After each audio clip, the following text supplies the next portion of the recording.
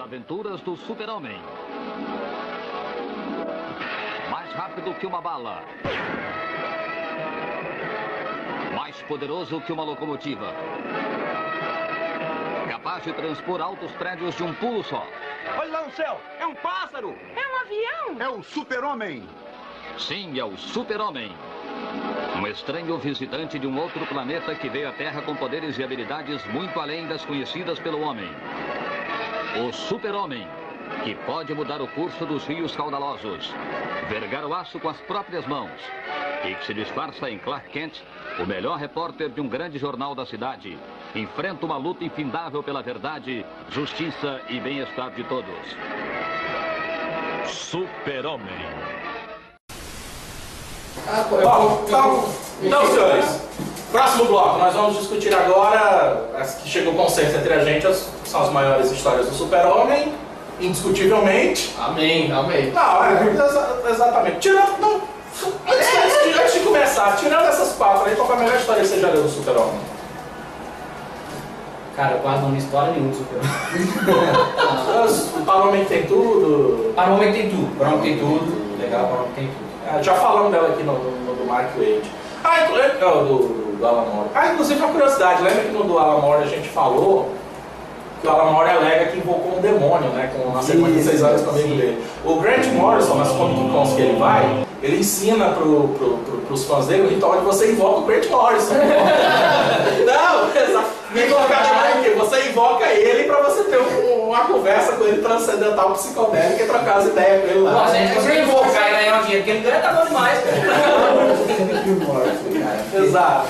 Bom, gente, então tá. As maiores histórias reconhecidas historicamente do Super-Homem estão a morte do Super-Homem, que foi um dos poucos gibis na história que passou a tiragem de 1 milhão de cópias vendidas. Nos anos 90, quando a ganância já estava estabelecida, vários números 1 e uma quadrinha no mercado é só ela e a minissérie do X-Men, que botou o Jim Lee com o Chris Claremont, que bateram mais de 1 milhão de cópias vendidas. E até hoje é controverso a quantidade de gibis que vendeu da morte do Super-Homem.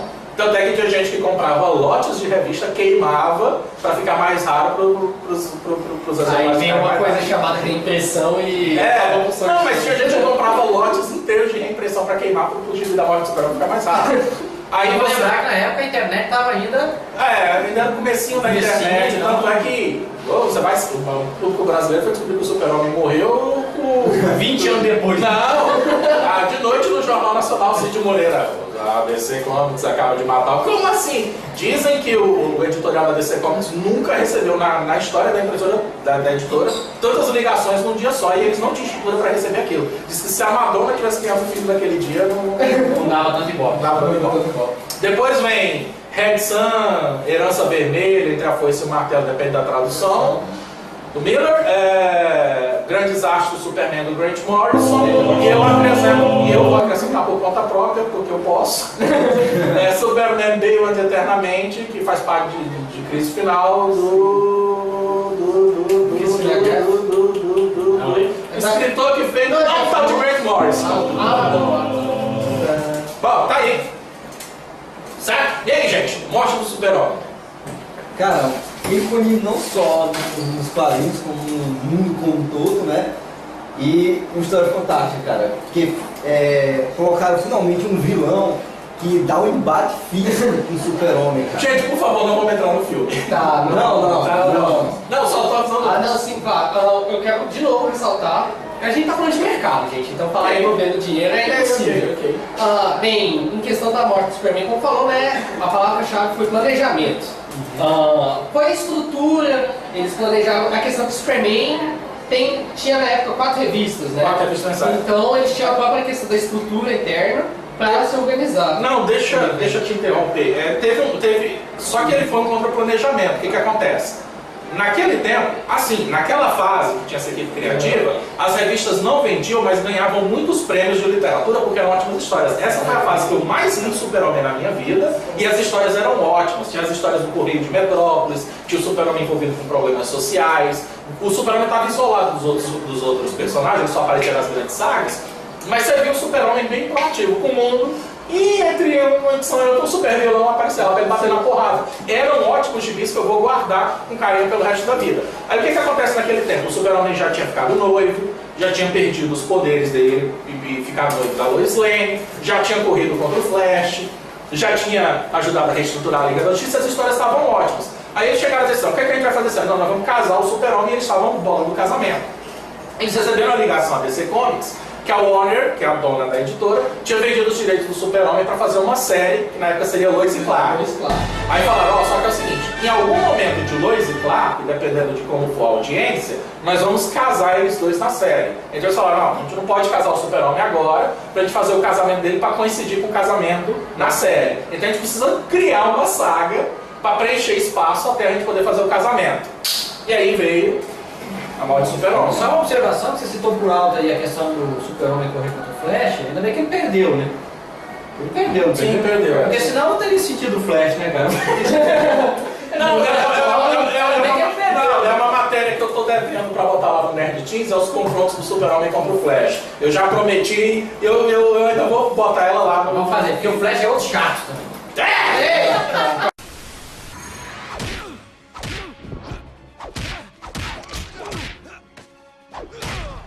You can't win. I won't stop and you know it. Then you will be the first to perish.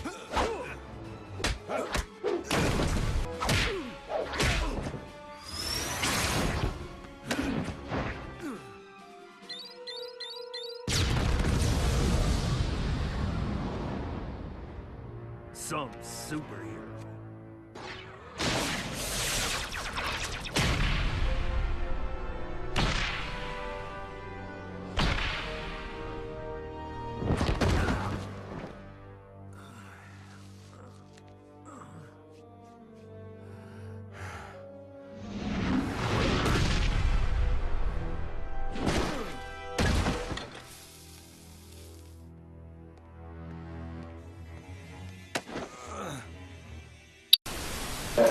Tá.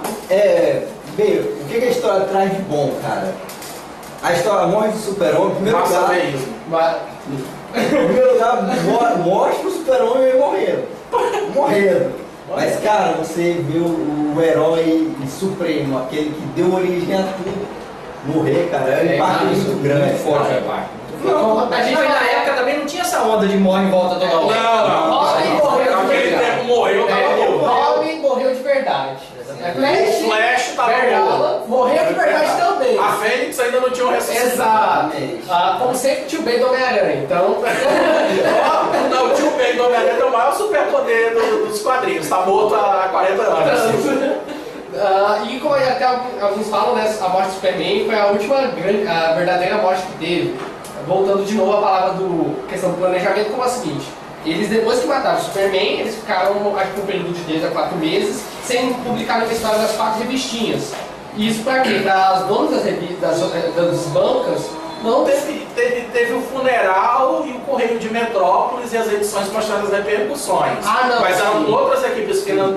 Mas acho que foi equipes artísticas depois, não, mas acho que foi depois desse aí, teve uma Sim. pausa nos Estados Unidos. Lembra? No Brasil não teve isso, porque a gente sempre foi atrasado. Então, para compensar mais, a gente não teve essa pausa.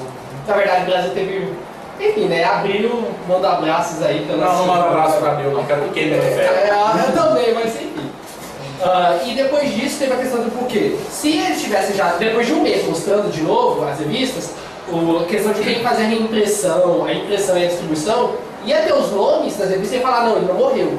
Então dá esse tempo, realmente fala, poxa cara, ele realmente morreu assim, dá aquela saudade, como falou, né, você só sente que aquilo é importante depois que você perde.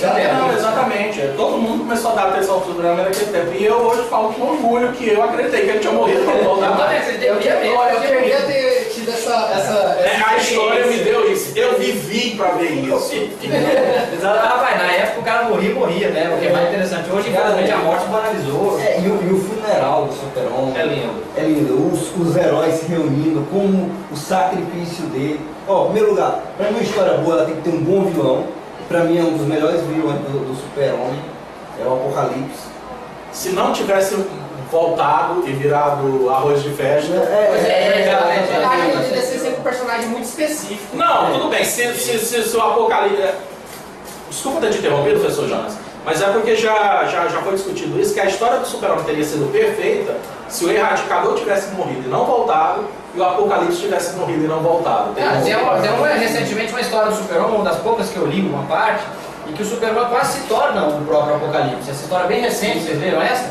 Sim. Superman condenado. Superman condenado. Pelo professor Jones, conclui. Não, beleza. E aí o que acontece? Você tem um bom vilão, você tem uma boa história, e uma coisa que às vezes é muito difícil você encontrar uma boa justificativa para a morte do Super-Homem. Porque ele conseguiu realmente alguém que tinha um embate físico verdadeiro e uma justificativa para ele morrer. Eu tenho que, não importa o que aconteça, eu vou morrer. Eu tenho que parar. Mas eu tenho que parar essa coisa. Então assim, foi tudo palpável, foi tudo aceitável. E você vê os heróis, o quanto eles tentando enfrentar o Apocalipse sofrem. E a Liga da Justiça. Eles fizeram um drama real, um drama. E o paralelo deles com o Super-Homem em entrevista. Não, planejamento. A Liga da Justiça, apesar de não ser a escalação mais poderosa, sim, é a Liga da Justiça. É a Liga da Justiça. E ela foi Só uma coisa com outra parte da revistinha que eu lembro, que teve um momento que o Superman estava no colégio, né? Tá, uma menina perguntou porque às vezes ele tem tantas capacidades, habilidades, né? Porque ele sempre às vezes apela para embate físico. Exatamente. A questão de exatamente para a reflexão que teve aqui no Apocalipse, porque às vezes vai ter indivíduos que eles não estão importando questão de dinheiro ou isso, eles só querem destruição. E esses aí não tem como tratar de diálogo. Foi porque ele teve que enfrentar. O Apocalipse, eles falam que ele é só ódio, não dá pra atacar ele mentalmente, não dá pra dialogar com ele, não dá pra fazer nada, você tem que matar ele. E cada segundo dele na Terra era gente morrendo. Exatamente. Se eu não matar ele agora, ele vai matar alguém. Se eu não matar ele depois, ele vai matar alguém. Ele tem que separar assim, o quanto antes e a qualquer custo. A qualquer custo. Tem uma história em desenho animado em que o Lorde, como é que é o Superman quando ele se torna o Lorde da Justiça? Lorde da Justiça. Porque ele lobotomiza o Apocalipse da Justiça. Ela coisa.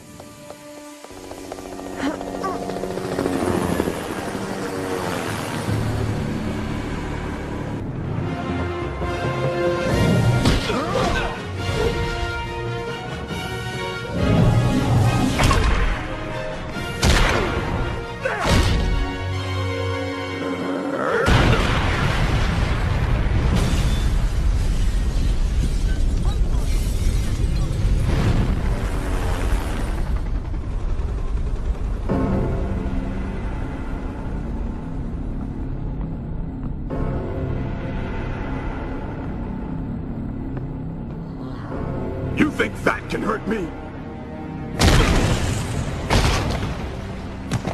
My skin can withstand a nuclear explosion. My bones are... my... bones.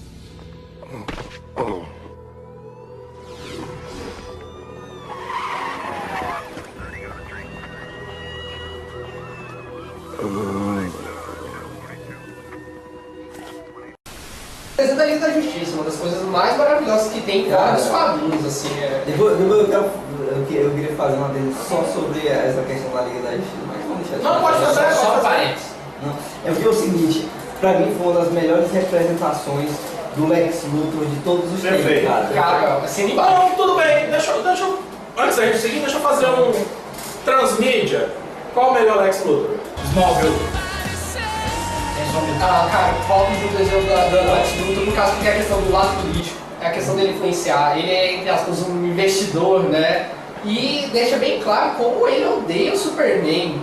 E não é só porque, eu sou vilão, não. Cara, o Lex Luthor, como falou, ele praticamente ia ser o presidente dos Estados Unidos, se ele pudesse. O Lex Luthor do próprio filme do Superman, o Superman 1 e 2 lá da década de 80. Ah, você é um lixo. Pelo amor de Deus. Tá bom, ok, beleza. Já discuti. Qual a melhor Lois Lane? Melhor Lois Lane? Luiz Clark. Lois e Clark. Ok. Qual o melhor Clark Kent? Eu acho que o do filme, aí sim, Superman 1 e 2. O bobão, o malhão, Raiders. peça, é. Mas o Brandon Lee não foi o Clark Kent não. Não, eu admito que eu gostei do desenvolvimento da questão do Clark Kent Smallville, pelo menos no início, porque, como falou, foi até um pouco igual do Superman Beyond que a gente citou, né? Poxa, é um adolescente, tinha a questão dos apaixonamentos e tudo, eu achei isso legal. Se construindo, né? E por fim, qual o melhor Superman? Grandes aços Superman, posso colocar como uma revistinha ou tem que ser... Não, eu seria transmídia. Transmídia. Fora. Quem foi a melhor interpretação do Super-Homem fora dos quadrinhos? Ah, cara, aí vai depender Fora do dos foco, quadrinhos. né? Fora dos quadrinhos. Porque assim, você pensa no Superman. Christopher Reeve. Exatamente, nos anos 80 ele é um clássico. De personagem, de um ser humano, assim, vamos assim, uma live action Não, fora Cara, como dos eu falei, eu quadrinhos. vou bater de novo na treca que é da Liga da Justiça da base do Steam, porque ele reflete muitas obras que já tinham e interpreta com o desenho. Ele coloca a questão, né, da Liga como trabalha. E eu gosto muito porque ele tem um leve lado de líder da Liga em vários momentos, principalmente na última temporada, quando vem a questão do Darkseid para mim nos últimos episódios. Eu acho. Então vamos falar de coisa séria agora? Verdade, Justiça e Pacto de Varsóvia. Colocar a mão no peito? Por aí.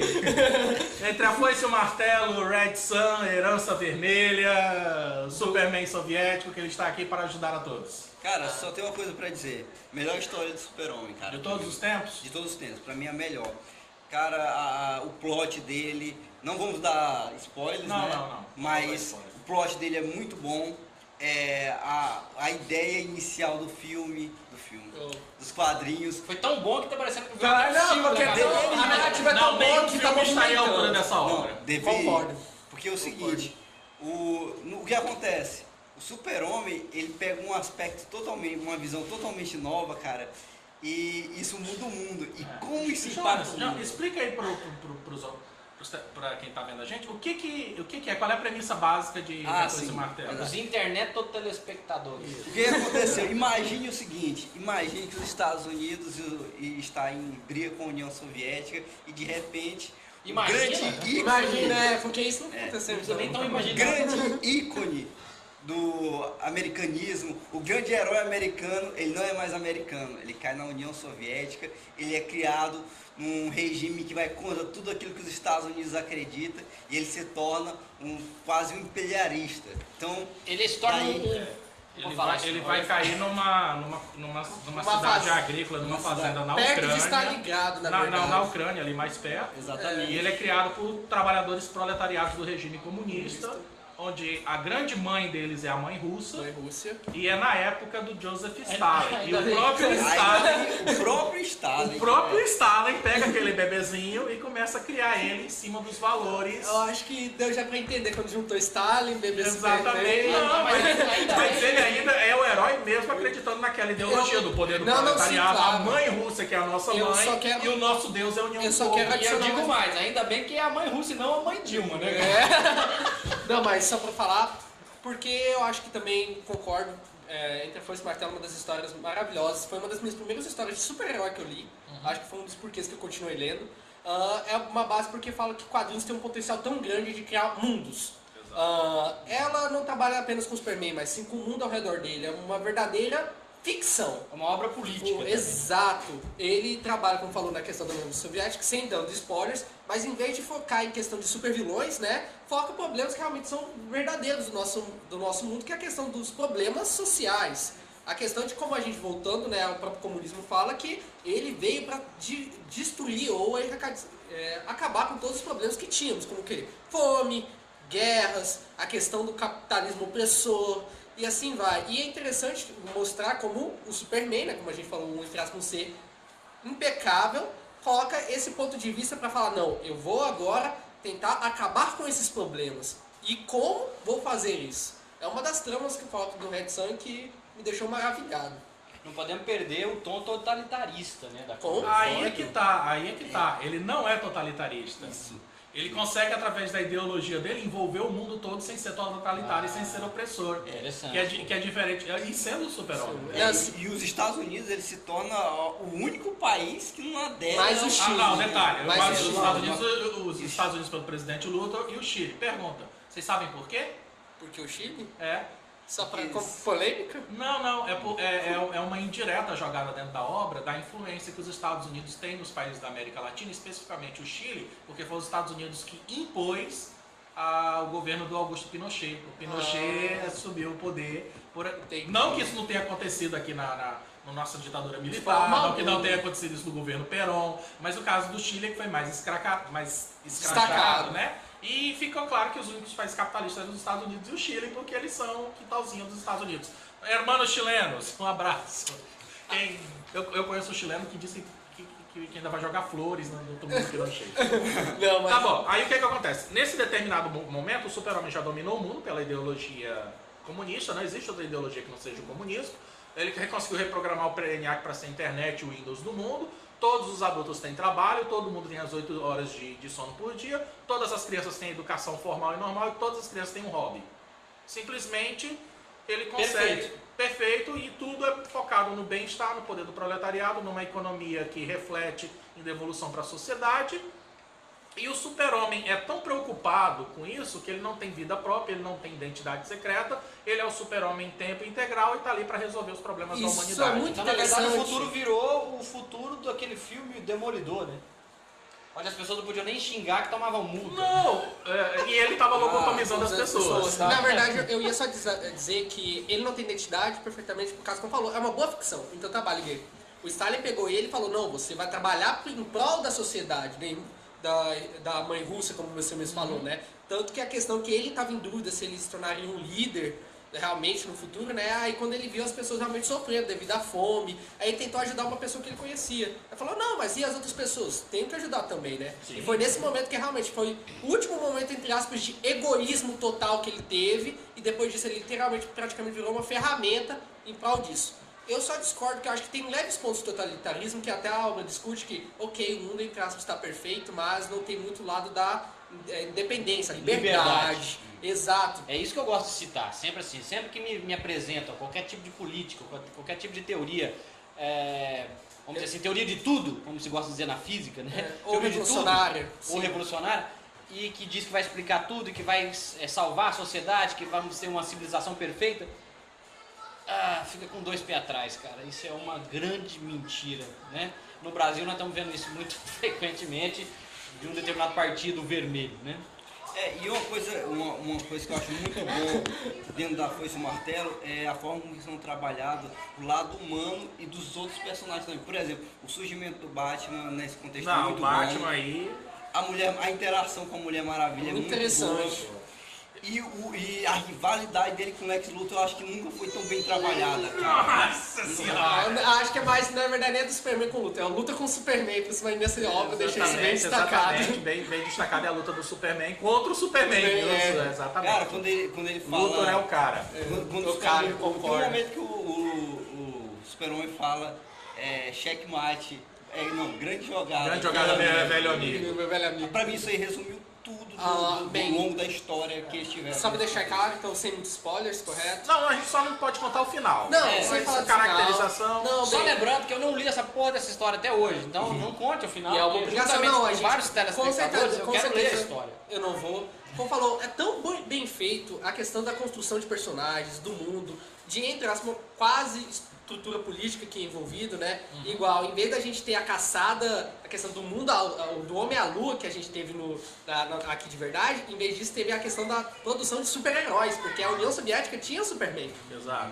Aí teve a questão A do lado. disputa pra quem tinha mais super-heróis. Não, exatamente. Até então o Luthor era um cara que se achava O Deus. A cena que introduz o Luthor, ele tá ali jogando xadrez com os maiores xadristas do mundo. 4 dando uma surra pessoas neles, de um os contra 4 um. maiores xadristas, todos contra o Luthor.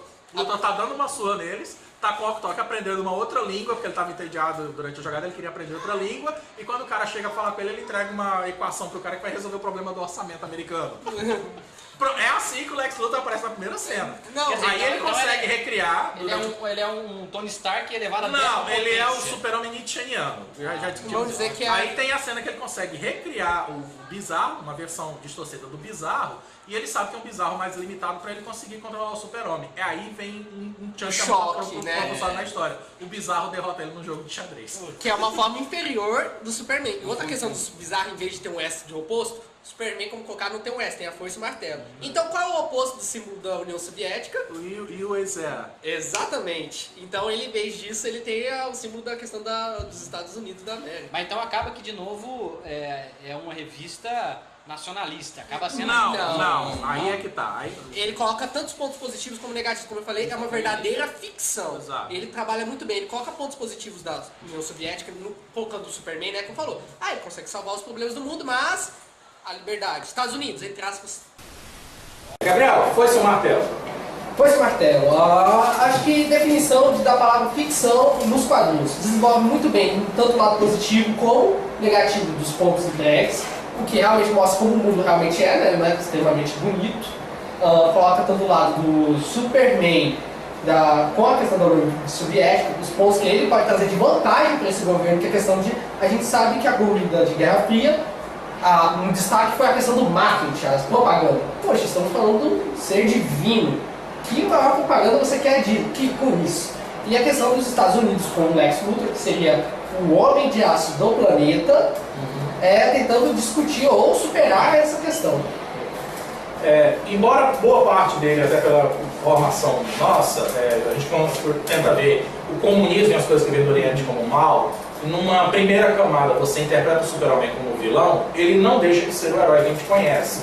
E até a própria interpretação artística dessa obra é um desses casos raros em que você cria uma obra em que você toca o céu. Tanto o escritor quanto o artista estão sintonizados em dar o clima pesado, o clima realmente que ele quer passar pela obra.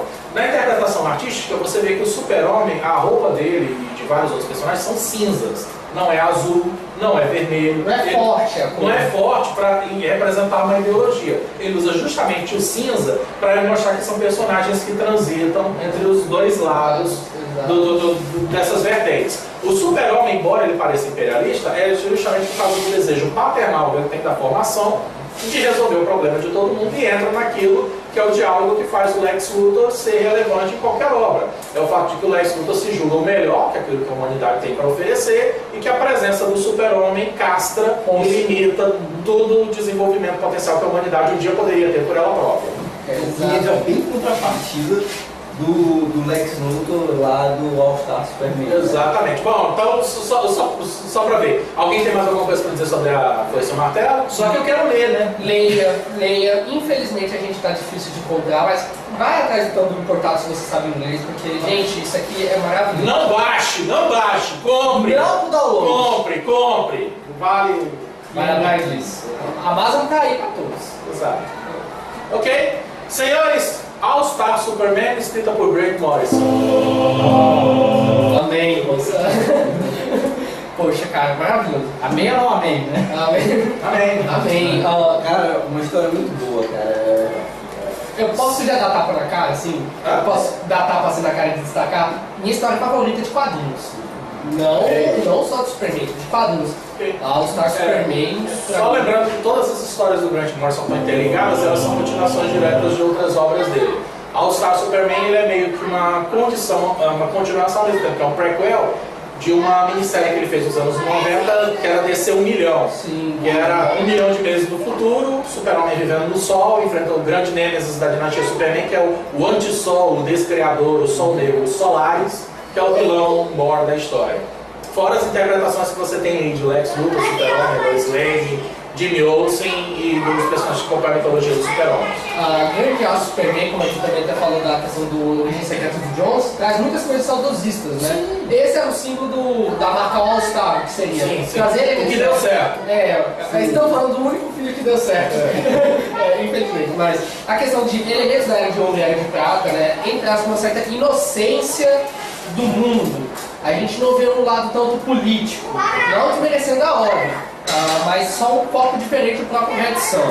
O Superman mais divinizado. Exato, tanto que eu gosto muito de me perguntar por que o Superman, muita gente fala hoje na internet, não sei o quê, por que o Superman é tão isso? Eu falei, cara, lê o Superman vai entender, porque lá representa que o maior poder do Superman não é a questão dos superpoderes, tanto que nessa história ele chega aos limites de poder extremo, ele ganha até novos poderes. Mas sim a questão da bondade dele, a questão dele conseguir julgar o que é certo e conseguir ir para esse caminho. A questão de superar até tentações que tem e mesmo assim, entre aspas, como a gente falou, tem a questão do Messias, né? Sempre conseguir chegar do lado bom para os indivíduos. O poder pode ser inocente? Não vou entrar nisso. Quando for o poder que chegar ao lado de ser divino, ou seja, transcende do pensamento humano, eu acho que sim. Exato. Professor Jones.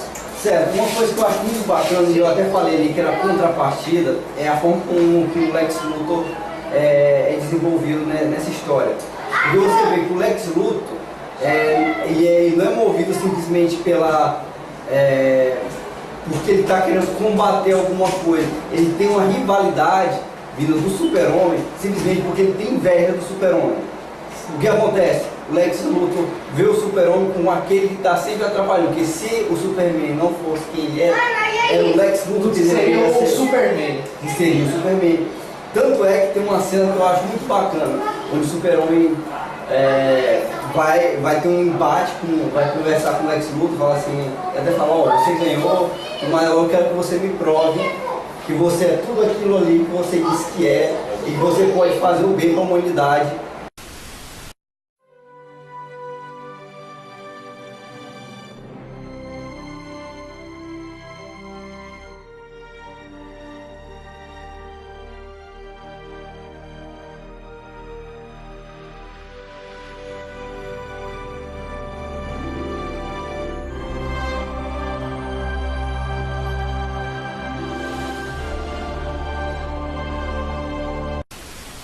Tá, então o que acontece? No Superman All Star, o Lex Luthor ele se apresenta como um vilão invejoso que considera o Super-Homem sempre a pedra no seu sapato, que ele deveria ser o Super-Homem, e quando o Super-Homem chega pra eles, você venceu, me mostra que você pode ser o bem da humanidade, me mostra que você pode ser o grande herói, o que é que o Lex Luthor faz?